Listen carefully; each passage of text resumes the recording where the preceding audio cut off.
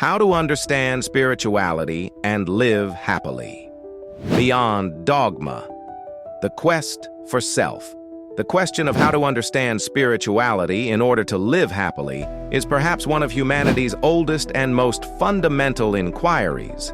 In a modern world often dominated by materialism, performance, and instant gratification, this quest for a deeper dimension of existence is re-emerging with new vigor. It does not necessarily represent a return to religion, but rather a thirst for meaning, connection, and authenticity. It is crucial, from the outset, to distinguish spirituality from religion. While religion can be a spiritual path for billions of people, it is often defined by a set of dogmas, rituals, and institutional structures shared by a community. Spirituality, on the other hand, is a fundamentally personal endeavor, an inner quest that may or may not be framed by a religious context. It is the journey of the individual soul seeking to understand its place in the universe, to connect with something greater than itself, and to live in harmony with its deepest values. An atheist contemplating the majesty of a starry night and feeling a sense of unity with the cosmos is having a profoundly spiritual experience. This essay aims to deconstruct the facets of spirituality and offer practical, concrete ways to integrate it into daily life. The goal is not to provide a single, definitive answer, but to open doors, provoke reflection, and equip the modern spiritual seeker with tools to pave their own path toward a happier, more aligned, and more meaningful life. Part 1. The Pillars of Spiritual Understanding. To build a fulfilling spiritual life, one must first understand its foundations. These rest on 4 interconnected pillars: the quest for meaning, the experience of connection, alignment with one's values, and the practice of transcendence. 1. The quest for meaning, the why of existence. One of the most powerful drivers of human beings is the quest for meaning.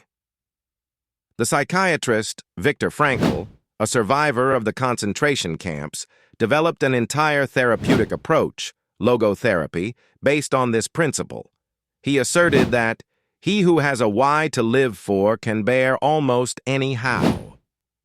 Happiness, from this perspective, is not a goal in itself, but a byproduct of a life lived with meaning.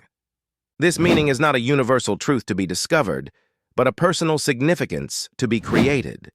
It can be found in a vocation, a commitment to a cause, the love one has for family and friends, artistic creation, or simply in the attitude one chooses to adopt in the face of unavoidable suffering.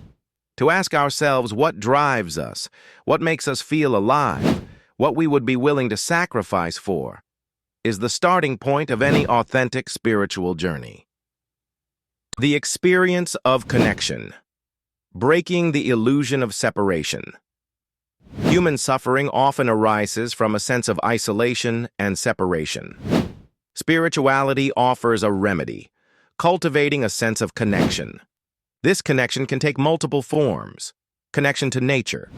The concept of biophilia suggests that humans have an innate need to connect with the living world. Practices like the Japanese Shinrin-yoku have scientifically proven effects on reducing stress and boosting the immune system. Contemplating a landscape, gardening, or simply paying attention to the life that surrounds us reminds us that we are part of a vast and interdependent ecosystem. Connection to others.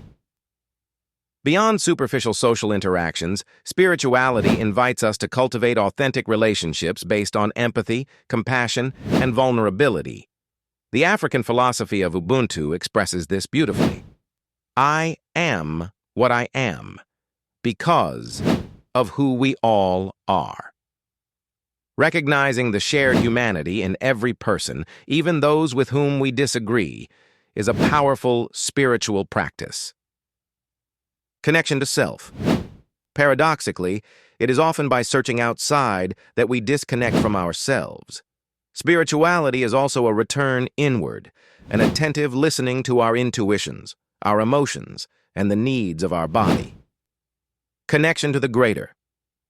Whether one calls it the universe, consciousness, God, the Tao, or the Source, it is about recognizing that our individual existence is part of a much larger reality.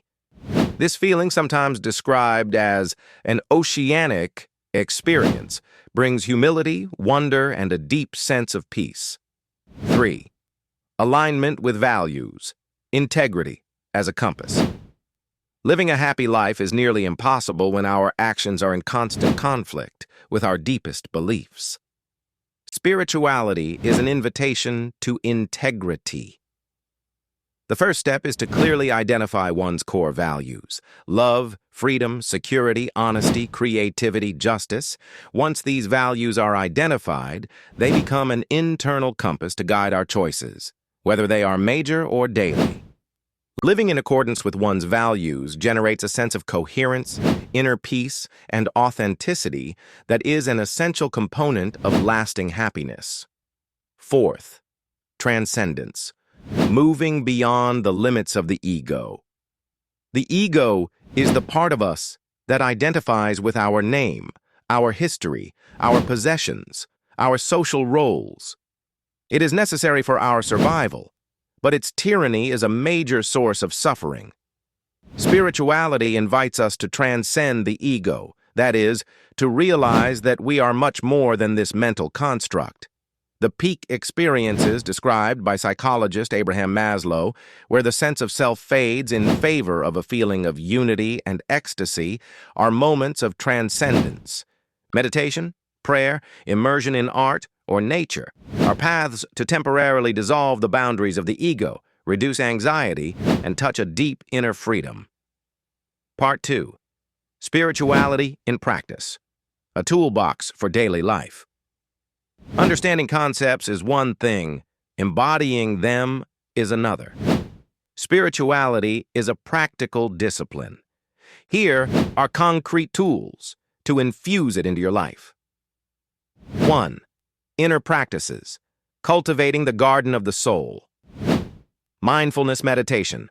More than just a relaxation technique, it is a training of the mind. It involves sitting, even for 5 minutes a day, and bringing one's attention to an anchor point and observing the flow of thoughts without identifying with them and without judgment.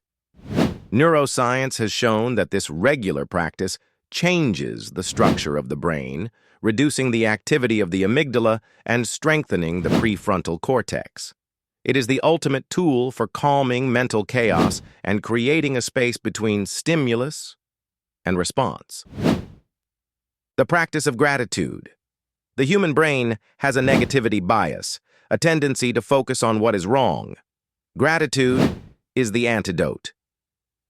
Keeping a gratitude journal where you write down 3 things each day, no matter how small, for which you are grateful, literally reprograms the brain to see the positive.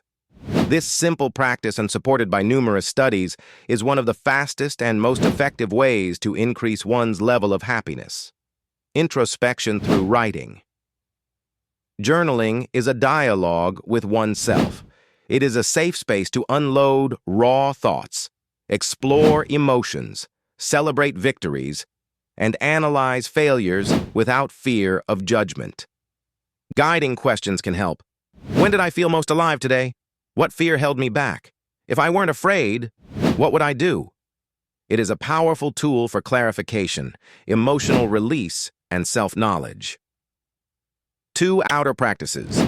Embodying spirituality in the world's selfless service and altruism. Turning towards others is one of the surest ways to forget one's own worries and find meaning in life. Service, or seva in Indian traditions, does not need to be a grand humanitarian project. It can be helping a neighbor, volunteering at a local charity, offering a listening ear to a friend in need, or simply practicing small acts of kindness daily. Altruism generates what is known as the helper's high, a state of euphoria followed by a period of calm, and strengthens our sense of connection to humanity. Conscious consumption: Every act of buying is a vote. Spirituality extends to our way of consuming. Asking ourselves where the products we buy come from, what their social and environmental impact is, and whether we really need them, is a spiritual practice that aligns our actions with our values of respect for life and the planet. Personal ritual. Creating your own rituals can anchor spirituality in daily life. This could be lighting a candle in the morning while setting an intention for the day, taking a few moments to breathe consciously before each meal, or creating a small personal ceremony to mark the changing of the seasons. Rituals give meaning and a sacred character to the ordinary moments of life. Conclusion. A lifelong journey. Understanding spirituality and living happily is not a destination to be reached, but a dynamic and continuous journey. It is a dance between introspection and action, between solitude and connection, between being and doing. This path requires curiosity to explore different philosophies and practices, courage to confront one's own shadows, and above all, an immense dose of patience and self-compassion. There will be moments of clarity and wonder, and moments of doubt and darkness, what mystics call the dark night of the soul. These difficult periods are not failures, but crucial stages of growth. Ultimately, a spiritual life is a life lived with intention, awareness, and heart. It is the realization that every moment, every breath, every encounter is an opportunity to connect more deeply with oneself, with others, and with the mystery of existence. And it is in this connection that the most authentic and lasting source of happiness resides